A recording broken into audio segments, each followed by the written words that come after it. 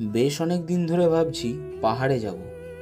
পাহাড়ে গেলে মনটা বেশ ভালো হয়ে যায়। ঘুরতে ঘুরতে মনে হয় আর না ফিরলেই নয়। কিন্তু ফিরতে সবাইকেই হয়, ফিরতে সবাইকেই একদিন হবে, কারণ দায়িত্বগুলো যে অপেক্ষা করে থাকে। আসলে আমরা সবাই একটা চক্রের মধ্যে ঘুরে চলেছি। যে যায় সে কি একেবারেই যায়?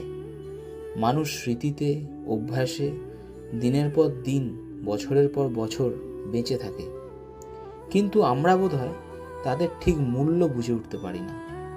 কিন্তু তারা সত্যিই যখন ফিরে আসে না, তখন আমরা ভাবতে বসি আরও কিছু বলার ছিল, কিছু সময় কাটানোর ছিল।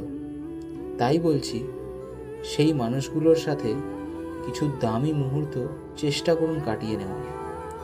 কারণ আমরা তো কেউ আর গ্যারেন্টি নিয়ে আসি না